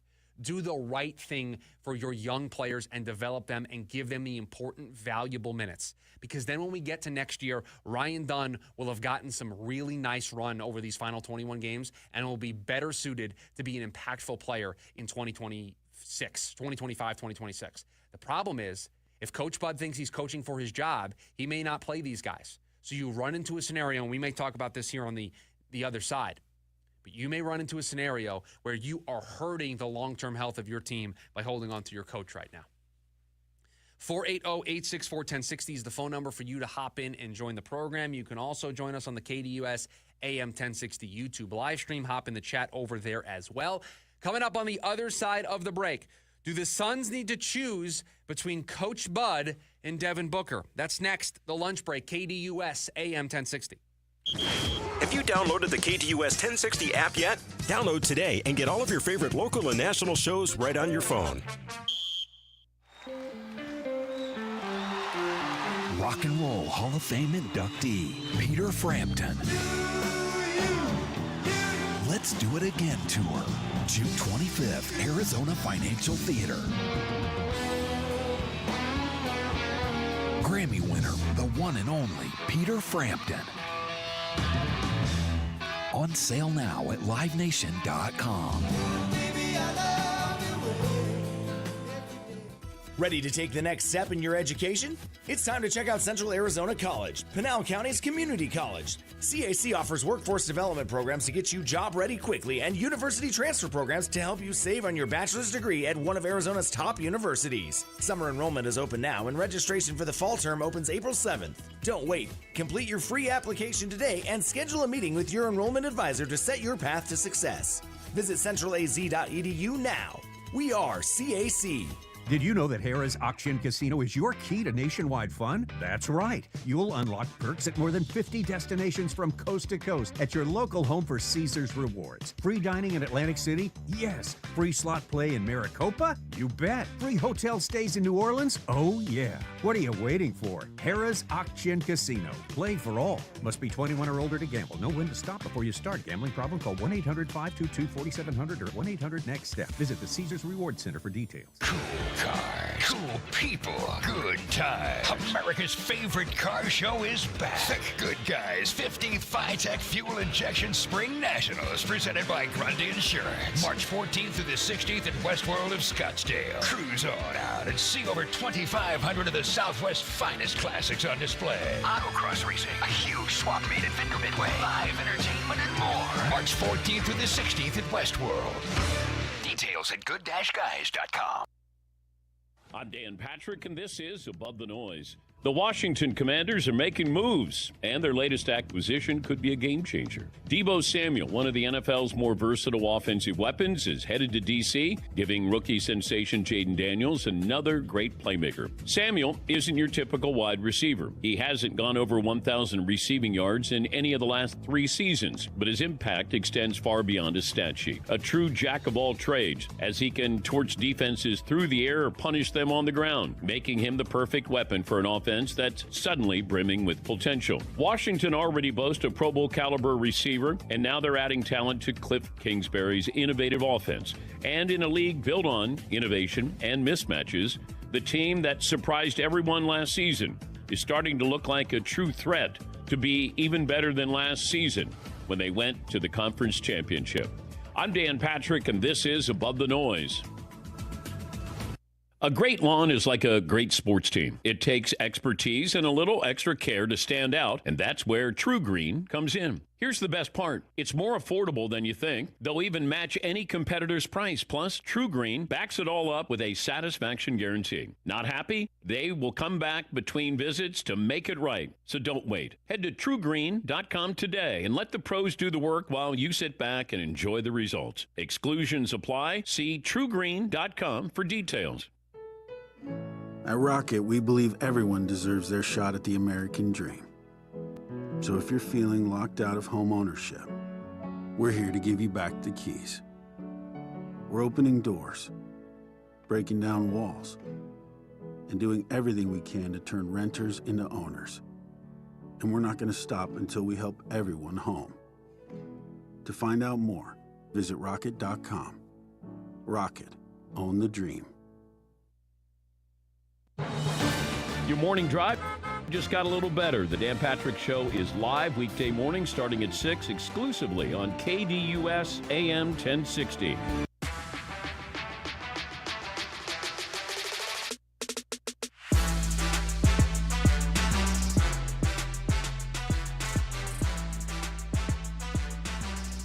We were just talking in the last segment about when the Phoenix Suns might wave the white flag and that they will admit that this season is for naught and that they will empty the tank, play the young players, gear down the minutes for Devin Booker and Kevin Durant. And in order to do that, it all points back, at least in my mind, to the coach. And at the end of last week, a report came out that there was some strife, some disagreement between Coach Bud and Devin Booker. There was a meeting that apparently was had between Coach Bud and Devin Booker where Coach Bud told Book needed to tone it down, needed to not be as vocal on the floor and in timeouts. That caused a media cycle, some chaos on its own. Both players ahead of the game on Friday against New Orleans downplayed that report, downplayed that there was a rift between them, that they didn't see eye to eye. Both sides said all of the right things considering the report that came out. But will the Suns need to decide between the two? Will the Suns need to make a choice this summer between Coach Bud and Devin Booker? If they do, the choice is clear. You choose Devin Booker. You choose the all-time leading scorer in franchise history. You choose the guy who has been here through the ups and the downs and has been a perfect leader for your franchise, a perfect public face of your franchise, maybe is a better way to describe it. That's who you pick. And I personally thought that if they lost to New Orleans on Friday and they lost to Minnesota last night, that we would be talking today about the Suns making a head coaching change. Not to save the season, not to provide a spark, but just to move on and get a jump start on what this offseason was going to look like. I don't think these two sides can coexist beyond this season.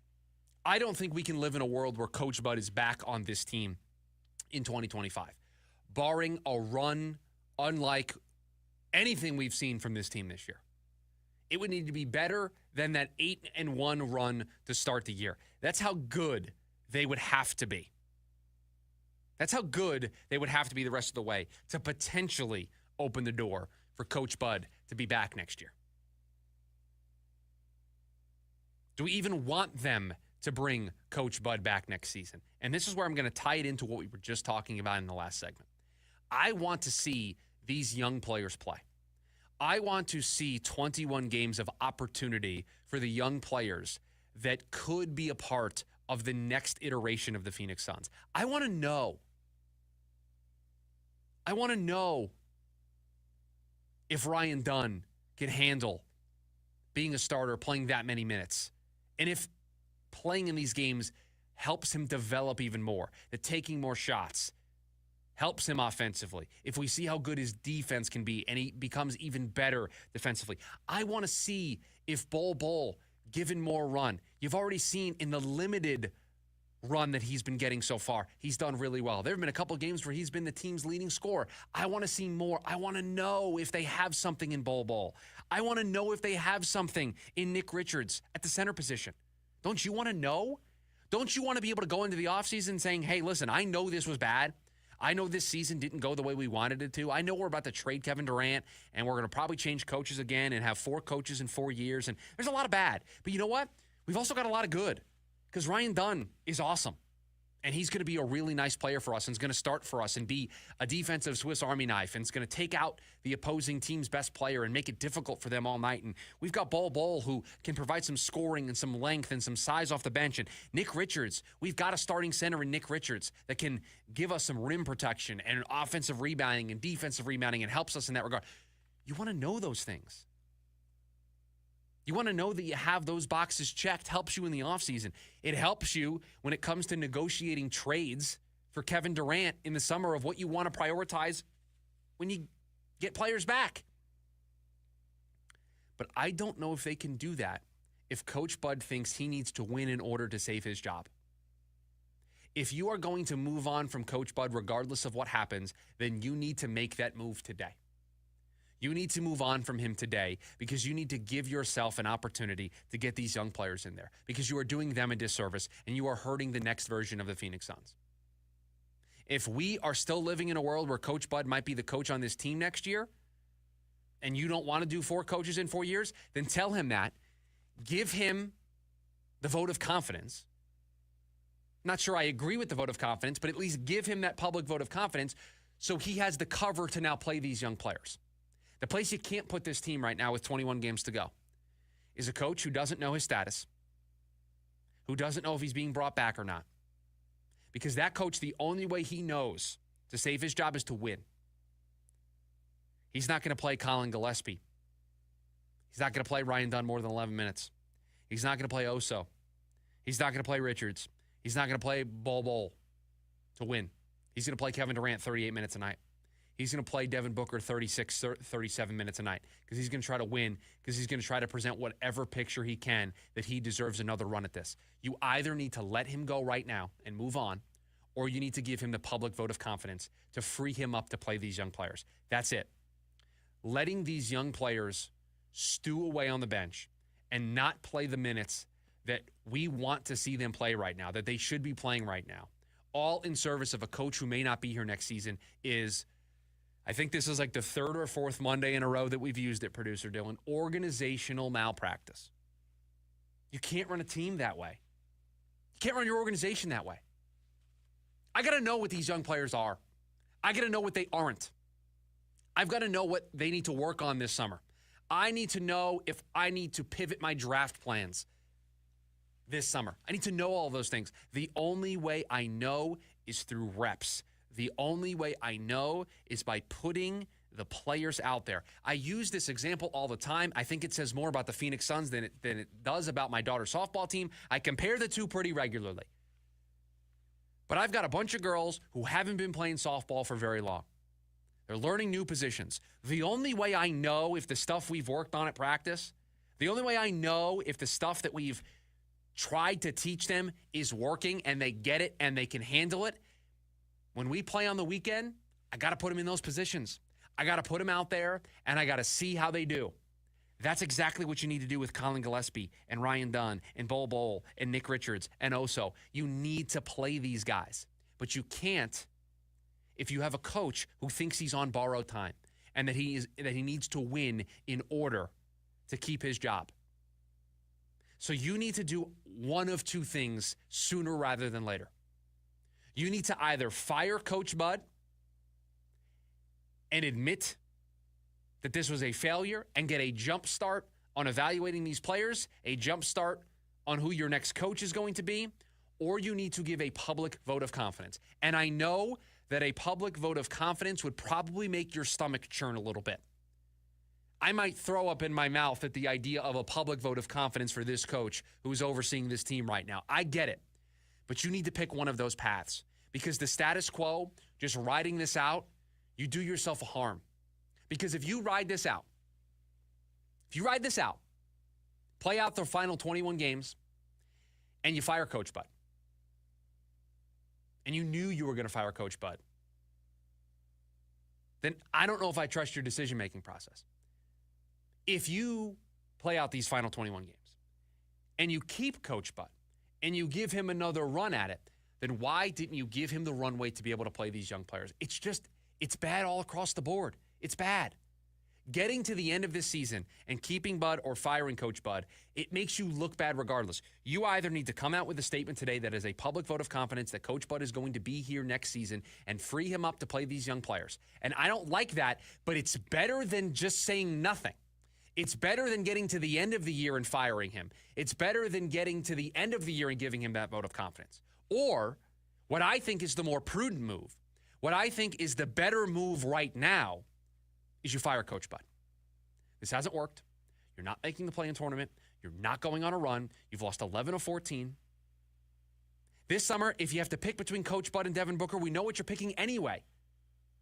I don't see a world where Coach Bud is back on this team next year. So you need to kickstart that to free up the assistant coach who takes over for this team to have the free reign to play these young players. You're doing yourself a disservice by not giving these guys a run over the final 21 games. You're going to make it 5 or 10 games at the end of the year. You'll fire them then. Why not get a jump start now on this whole process? Why not do yourself, for the first time in a bunch of years, a favor when it comes to the long term? How about that? Because I don't want to see Coach Bud back. I am now totally in the camp of 4 coaches in 4 years, fine. Fine. Because I don't think this coach, has gotten the most out of this roster. I don't think this coach is the right guy to lead the next chapter of the Phoenix Suns, the post-Durant era of the Phoenix Suns. Just not a fan. Was a fan at the beginning, thought he brought what this team was missing. I'm good. I've seen enough.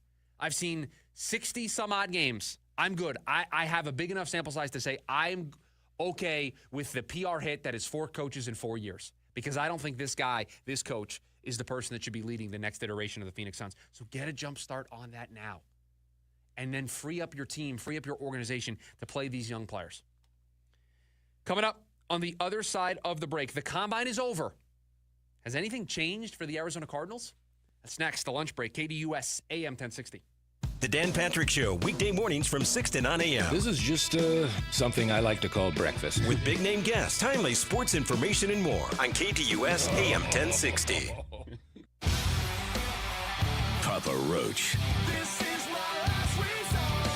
That's what she said, I don't hate. With Rise Against, celebrating 25 years. Rise of the Roach Tour. Rock and Talk and Stick Resort Amphitheater, March 25th.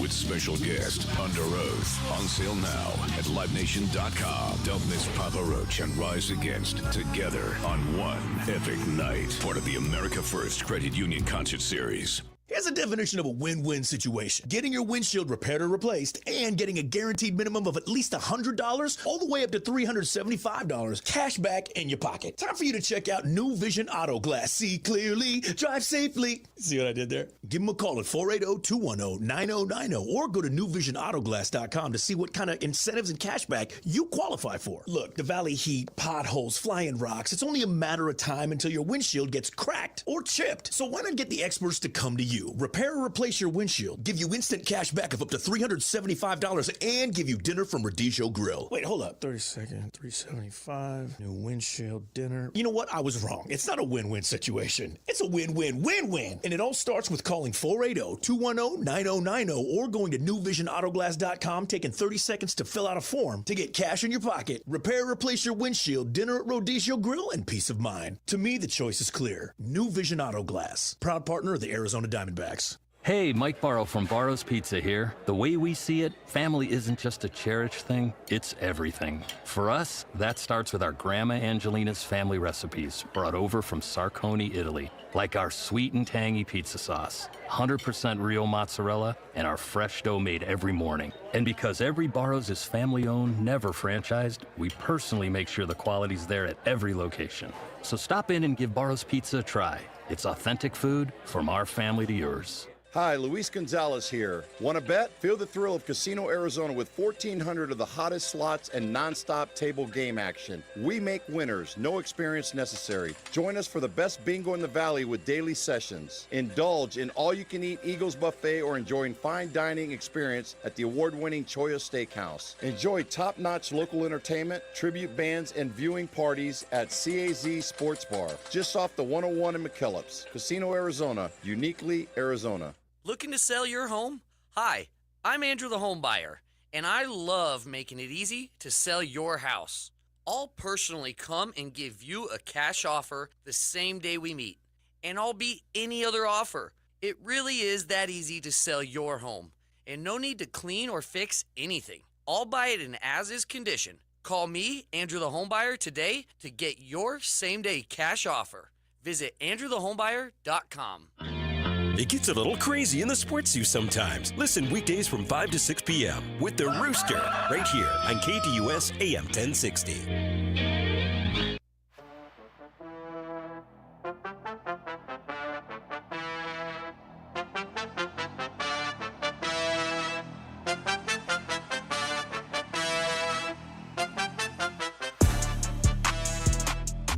Teams coming back from Indianapolis and the NFL Scouting Combine.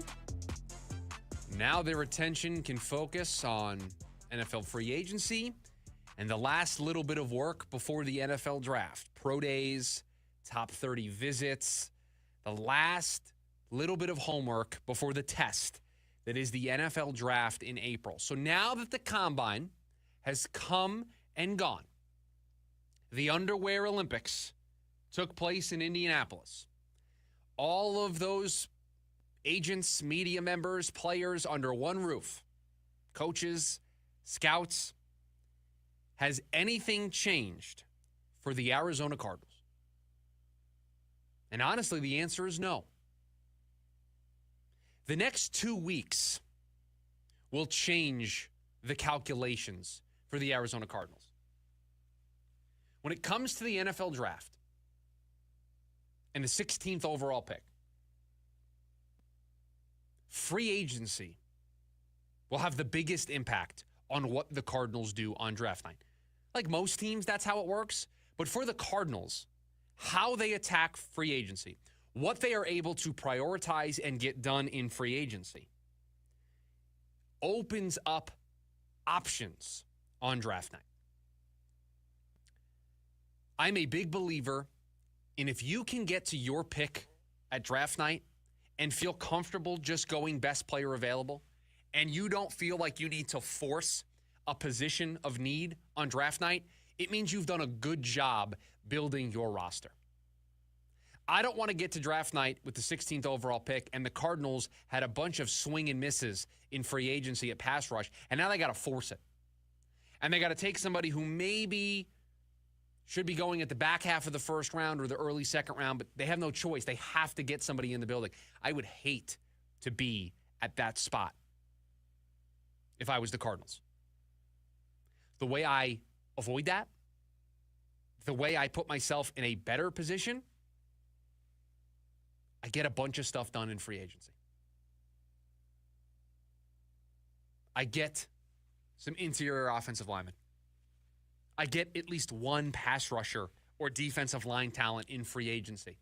That's a decent name that has decent levels of production. At least one. I sign that wide receiver 3 or wide receiver 2 to add to my group. Then I get to draft night. And I don't worry that I'm picking 16th. I don't worry that I have 15 teams in front of me that might mess up my draft plans. I can just sit back. I can work the phones. But I can be comfortable knowing if the board gets to me at 16, I don't have to force it. And so the scouting combine didn't change a whole lot for the Arizona Cardinals. The franchise tag deadline this week, free agency opening up and happening, any trade requests that might pop up over the next couple of weeks, that stuff will change the calculation for the Cardinals on draft night. If they sign Milton Williams or Josh Sweat in free agency, or if they trade for Trey Hendrickson, are you going to feel strongly that the Cardinals have to pick a pass rusher with the 16th overall pick? I know I won't. I won't feel strongly that they have to. If a good player is there, they should, but they don't have to. If the board doesn't fall their way and they want to pick somebody else, that's great. You still have mock drafts that are focusing on defense for the Arizona Cardinals. I did a bit of a roundup today, looked at CBS Sports, Yahoo Sports, PFF, a bunch of different places of the post-combine mock. And you had a lot of places still going with exactly where they were last week. Now remember, more importantly than the Underwear Olympics, people talk at the combine. Scouts, coaches, player personnel people, front office people, they talk. They talk to media. They talk to agents. They talk, and that information cycle circulates. And so what you sometimes see is after being under one roof for that many days, you're mocking a certain position for a team, and all of a sudden you hear at the combine, yeah, they're not really interested in that. I know you think they need that, but no, they're comfortable. They want to go here. They want to go with X, Y, or Z. And then these post-combine mock drafts come out, and you start to see some interesting things. That they weren't getting mocked that position earlier. What did that reporter learn? What did that person learn when they were at the combine? Well, for the Cardinals, it has stayed relatively the same. The focus has still been on defense. I did see one mock from PFF, their post-combine mock, that had the Cardinals going corner in the first round. Now, I don't think that is a big departure from where we think they're going to focus their draft, and I think they need another corner to their roster. They need to add another corner to their roster. So I wouldn't be shocked if they did that. But I did find it interesting that there was a small little pivot on the defensive side, not a focus on the front seven. Although the PFF mock did point out that there's an opportunity to get that defensive line talent in later rounds, and there is. This is a pretty deep draft in that regard, and that's why I want the Cardinals to attack free agency so strongly and to check all of those boxes, because then you get to draft night and you don't have to force it. And let's just say, for example, a player that is beyond your wildest imaginations falls to you at 16. Do you want to have the torn war room at State Farm Stadium or in Tempe, wherever they're going to do this, wherever they're going to have their war room set up? Do you really want to have a torn room where you know you need a position, but a player that you weren't expecting to fall and would be a home run for you starts to fall? Or would you rather have a clear mind, a clear heart, a clear gut to say we have done everything we've needed to do in free agency to feel really good about our roster so we can just take the draft as it comes to us?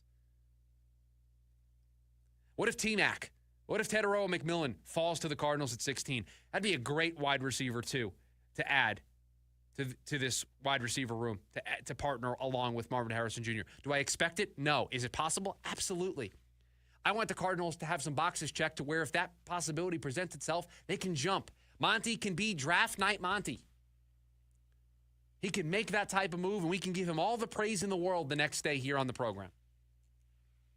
I'd love to do that. I'd love to have that ability. But you have to put in the work now over the next 2 weeks in order to have that ability. So the combine doesn't change a whole lot. What will change the calculations for the Cardinals when it comes to the draft, trading down, picking up more picks, what they prioritize at 16, all circles back to how they handle free agency. And does Monty shake the label that is surrounding him of a good drafter but not a great GM when it comes to free agency? I've said I want draft night Monty to show up during free agency. I want draft night Monty to be the guy that's overseeing the offseason and giving out these contracts and landing talent. I want that aggressiveness, the shrewdness, being able to wheel and deal. I want that guy to show up during free agency. So I'm a part of the calls for a different version of the Cardinals when it comes to free agency than we've seen in the draft. Because Monty, I think, has done an excellent job in the draft. Excellent. Helps when you're picking at the top. The talent pool's larger for you.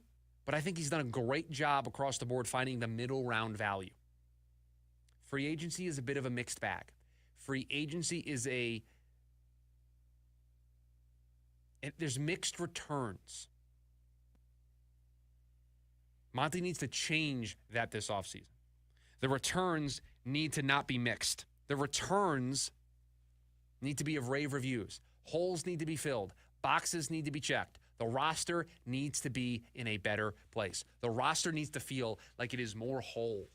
The roster needs to feel like you have addressed major needs. You have addressed the things that derailed this team in the offseason, or in the season last year, the second half, after the bye, that stopped them from making the playoffs.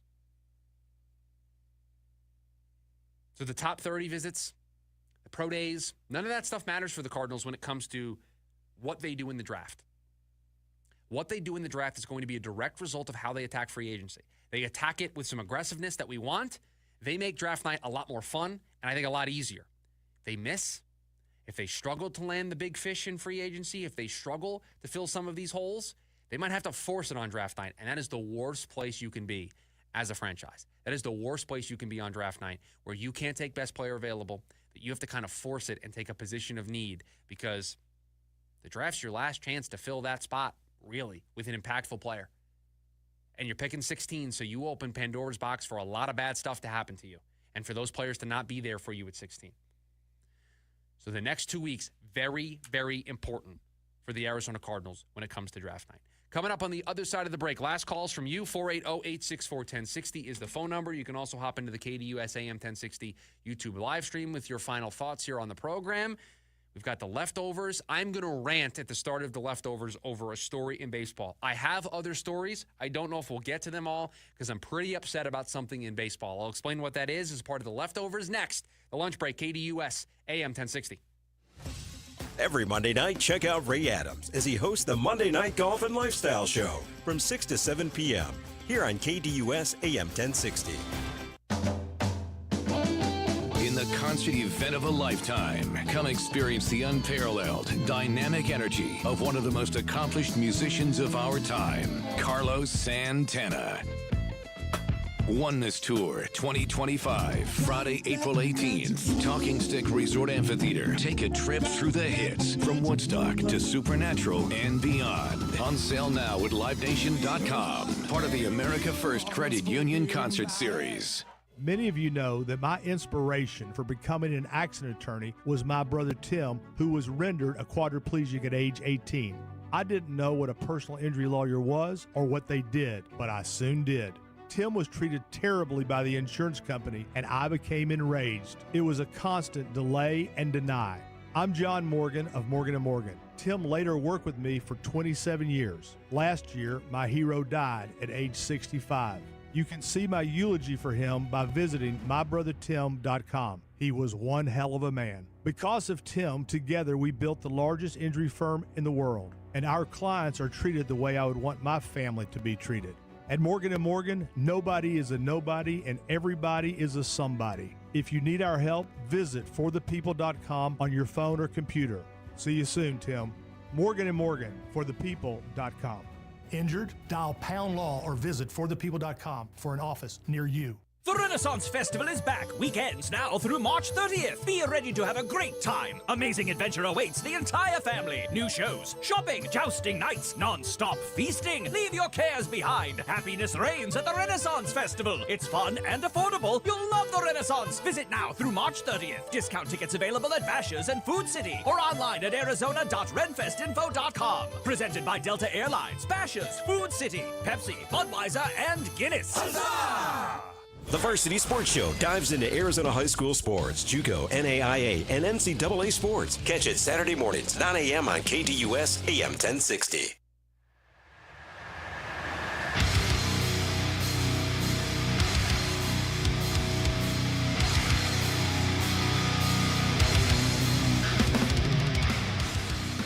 It is perhaps on the Mount Rushmore of sports talk radio topics.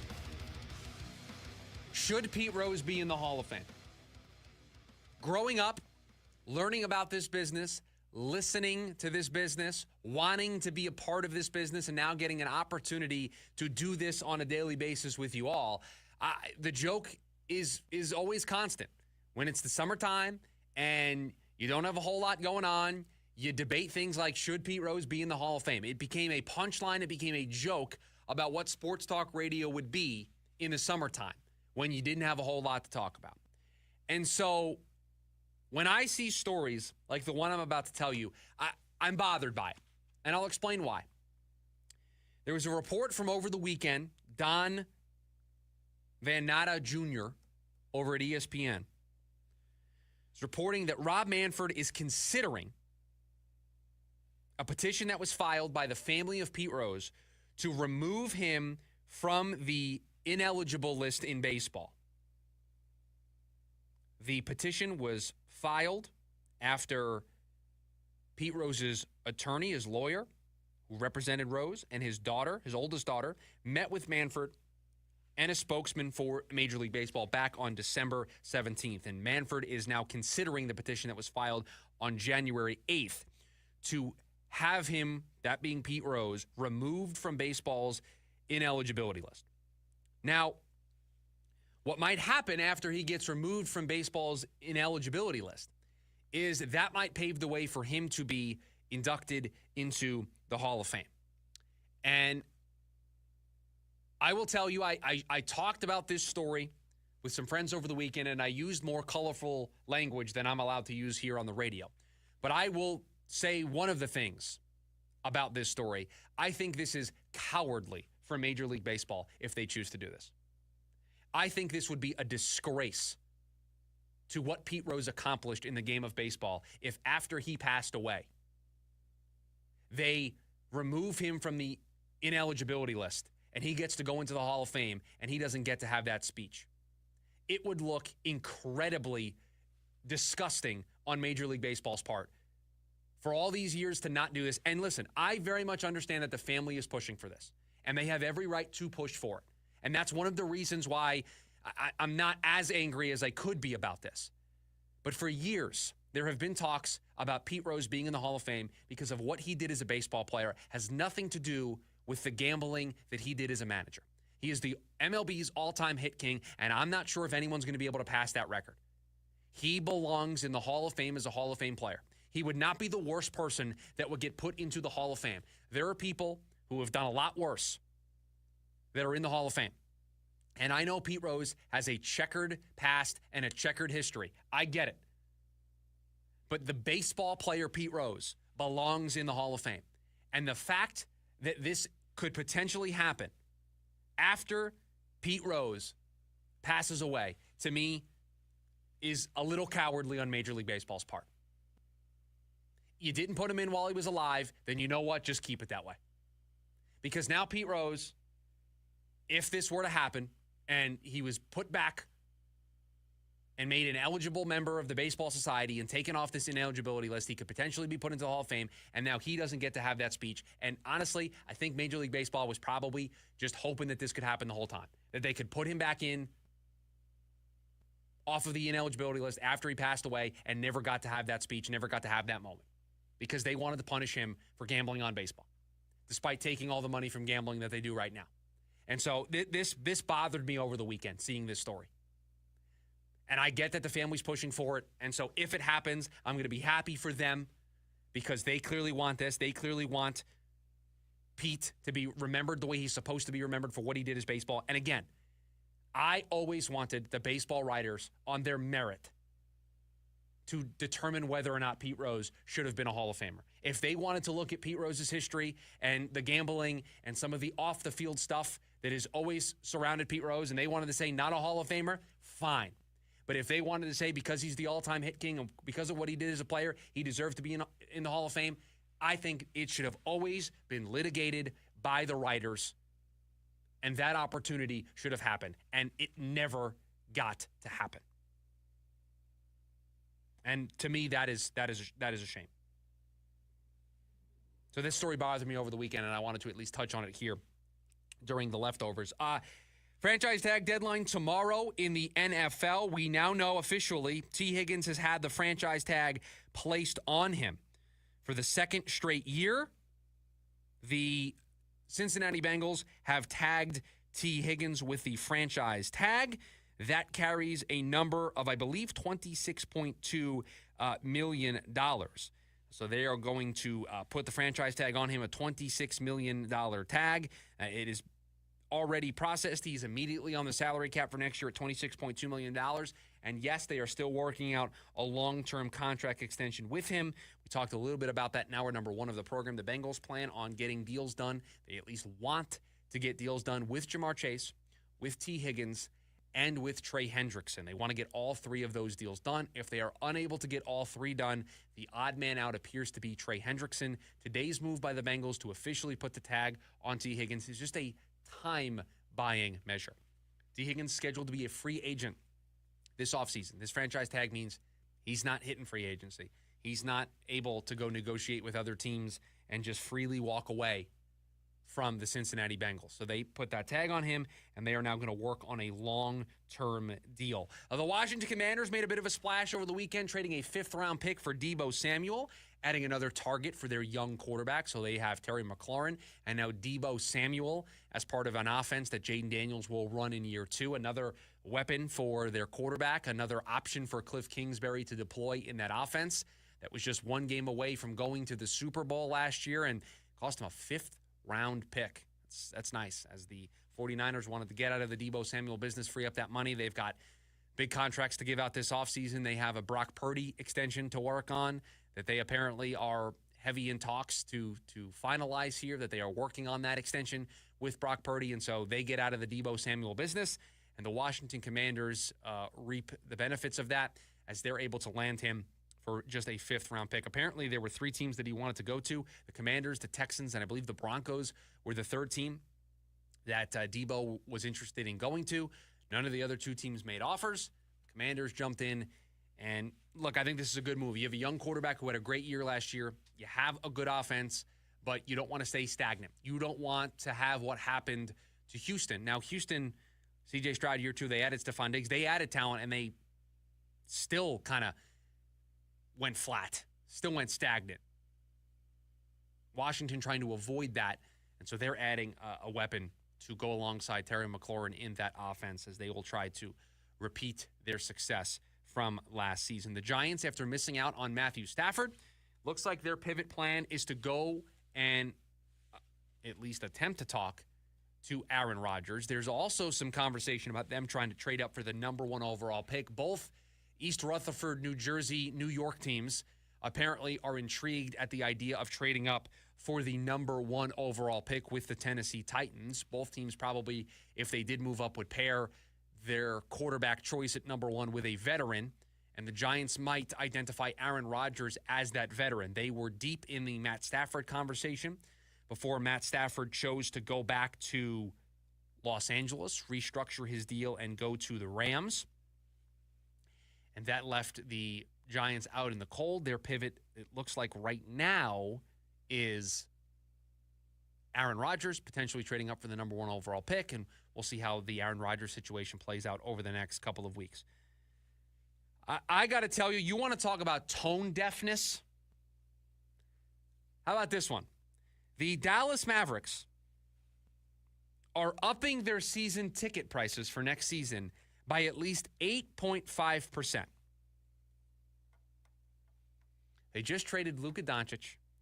They ticked off their entire fan base.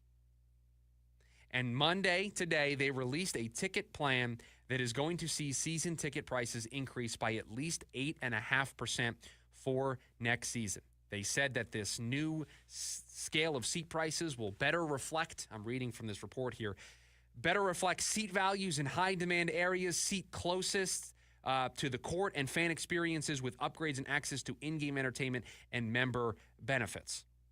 Despite the adjustments, full-season members could save up to 23% compared with the projected market prices next season, according to the Mavericks. I mean, you just traded Luka Doncic, and now you're going to go to the fans and increase ticket prices by at least 8.5%. Tone deafness. Tone deafness on another level from the Dallas Mavericks. The Eagles are going to cut cornerback Darius Slay, 6-time Pro Bowler, so he's going to hit the open market and find a new team. And one more NFL story for you. Jimmy Johnson retiring from Fox Sports after 31 years. So he has decided that he is done, that he is retiring from Fox. 31 years. He's 81 years old, so he's been doing it since he was 50. He's worked alongside Terry Bradshaw, Howie Long, Michael Strahan on those broadcasts for Super Bowls, for the pre- and post-game stuff on Fox. Been doing it for a really long time, and at 81 years old is deciding to hang it up. So does this mean more Gronk for us? Because I don't know if I want more Gronk in my life on these broadcasts. Is that the replacement for Jimmy Johnson? More Gronk? I think I'm okay. But we'll see what the replacement there looks like. But yeah, 31-year career coming to an end. Hey, if you missed anything, make sure you check out the Lunch Break podcast. Wherever you get your podcast, just search the Lunch Break. We pop up there. You can catch up on anything that you missed here on the show. Jim Rome is next. Producer Dylan, thank you for all that you do. Everybody, make it a great rest of your Monday. See you tomorrow.